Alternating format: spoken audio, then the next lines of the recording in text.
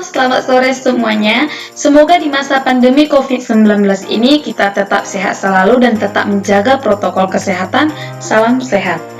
Perkenalkan, nama saya Susan Krisgianti Simanjuntak dengan NPM A1 dan 021026 dari kelas A Prodi Pendidikan Biologi mata kuliah Pengelolaan Pendidikan. Dengan dosen pengampu yaitu Bapak Dr. Muhammad Kristiawan MPD. Kali ini kita akan membahas tugas pertemuan yang ke-11 dengan topik pembahasan yang pertama, latar belakang manajemen berbasis sekolah atau MBS, yang kedua konsep dasar MBS, dan yang ketiga adalah karakteristik MBS. Kali ini kita bahas satu persatu ya. Latar belakang manajemen berbasis sekolah atau MBS. Menurut Murkan Sutarto dan kawan-kawan pada tahun 2014, istilah manajemen berbasis sekolah atau MBS merupakan terjemahan dari manajemen berbasis sekolah. Pertama kali, istilah ini muncul di Amerika Serikat ketika masyarakat mulai mempertanyakan relevansi pendidikan dengan kebutuhan dan perkembangan masyarakat setempat. Pelibatan masyarakat agar mereka lebih memahami, membantu dan mengelola pendidikan. Peran masyarakat sangat penting dalam membangun sekolah. Pendidikan dianggap berbasis masyarakat jika perencanaan pelaksanaan berada di tangan masyarakat.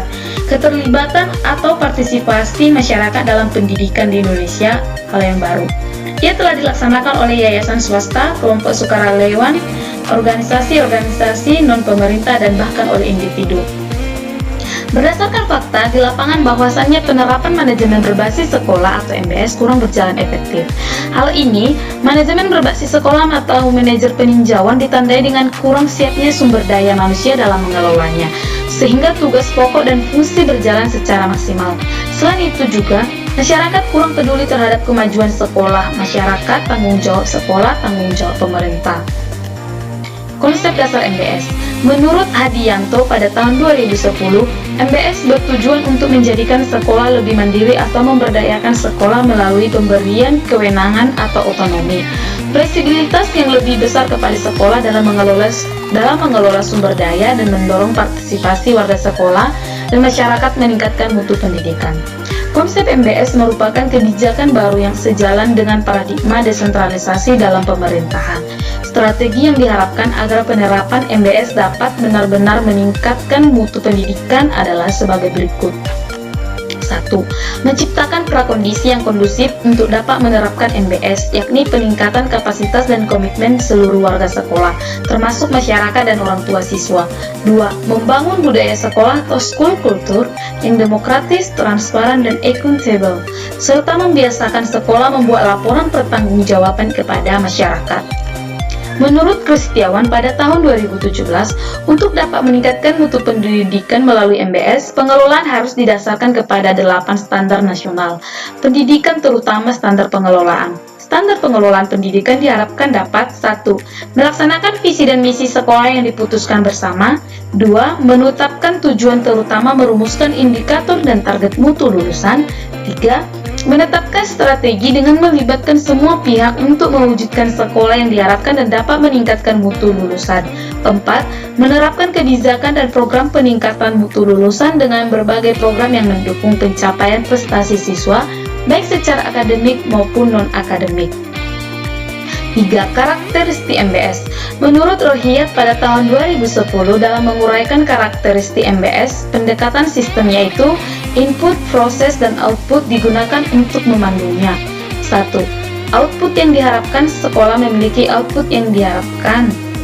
Output sekolah adalah prestasi sekolah yang dihasilkan melalui proses pembelajaran dan manajemen di sekolah. Output terbagi menjadi 2, yaitu output berupa prestasi akademik.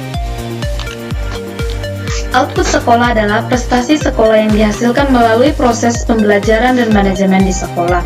Output terbagi menjadi 2, yaitu output berupa prestasi akademik dan output prestasi non-akademik. 2. Proses pada umumnya, sekolah yang efektif memiliki sejumlah karakteristik proses sebagai berikut. A. Proses belajar mengajar dengan efektivitas yang tinggi. Sekolah yang memiliki efektivitas proses belajar mengajar atau PBM yang tinggi menerapkan MBS. Hal ini ditunjukkan oleh sifat PBM yang menekankan pada pemberdayaan peserta didik. B. Kepemimpinan sekolah yang kuat. Kepala sekolah yang menerapkan MBS memiliki peran yang kuat dalam mengordinasikan, menggerakkan, dan menyerasikan semua sumber daya pendidikan yang ada. C. Lingkungan sekolah yang aman dan tertib. Dengan MBS, sekolah memiliki lingkungan sekolah yang aman dan tertib. Sekolah memiliki lingkungan atau iklim belajar yang aman, tertib, dan nyaman sehingga proses belajar mengajar dapat berlangsung dengan nyaman atau enjoyable learning. D. Pengelolaan tenaga kependidikan yang efektif. Sekolah dengan MBS memiliki pengelolaan tenaga kependidikan yang efektif. Tenaga kependidikan, terutama guru, merupakan jiwa dari sekolah. Tenaga kependidikan yang diperlukan untuk menyukseskan MBS adalah tenaga kependidikan yang mempunyai komitmen tinggi dan selalu mampu dan sanggup menjalankan tugas dengan baik.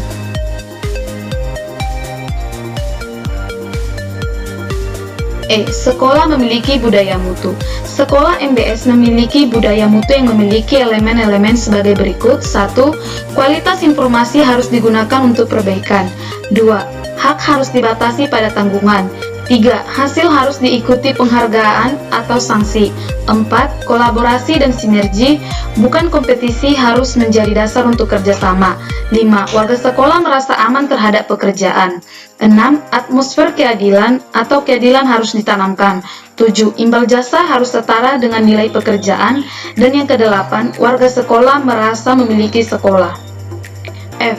Sekolah memiliki teamwork yang kompak, cerdas, dan dinamis. Dengan MBS, sekolah memiliki teamwork.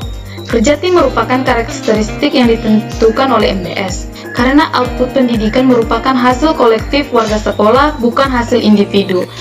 G. Sekolah memiliki kewenangan atau kemandirian. MBS memiliki kewenangan yaitu melaksanakan yang terbaik bagi sekolah, sehingga hal itu memiliki kemampuan dan kesanggupan kerja yang baik. Sekolah harus memiliki sumber daya yang cukup untuk menjalankan tugasnya. H. Sekolah memiliki keterbukaan atau transparansi manajemen. Sekolah yang menerapkan MBS memiliki keterbukaan atau transparansi dalam pengelolaan sekolah. Keterbukaan atau transparansi ini ditunjukkan dalam pengambilan keputusan, perencanaan dan pelaksanaan kegiatan, penggunaan uang dan sebagainya yang selalu melibatkan pihak-pihak terkait sebagai alat kontrol. I. Sekolah melakukan evaluasi dan perbaikan beroperasi berkelanjutan. Evaluasi secara teratur bukan hanya ditujukan untuk mengetahui tingkat daya serap dan kemampuan peserta didik, tetapi yang terpenting adalah bagaimana memanfaatkan hasil evaluasi belajar tersebut untuk memperbaiki dan menyempurnakan proses belajar mengajar di sekolah. J. Memiliki komunikasi yang baik. Komunikasi yang baik akan membentuk kerjasama tim yang kuat, kompak, dan cerdas, sehingga berbagai kegiatan sekolah dapat dilakukan secara merata oleh warga sekolah. K. Manajemen lingkungan hidup sekolah baik. Sekolah melakukan upaya-upaya untuk meningkatkan pengetahuan, keterampilan, dan kesadaran warga sekolah tentang nilai-nilai lingkungan hidup dan mampu mengubah perilaku dan sikap warga sekolah untuk menuju lingkungan hidup yang sehat. 3. Masukan pendidikan. A. Memiliki kebijakan, tujuan, dan sasaran mutu yang jelas. Secara formal, sekolah menyatakan dengan jelas tentang keseluruhan kebijakan, tujuan, dan sasaran sekolah yang saling berkaitan. Kebijakan, tujuan, dan sasaran mutu tersebut dinyatakan oleh kepala sekolah dan disosialisasikan kepada semua warga sekolah, sehingga tertanam pemikiran, tindakan, kebiasaan, hingga sampai pada kepemilikan karakter mutu oleh warga sekolah. Sekian penjelasan dari saya, terima kasih, salam sehat.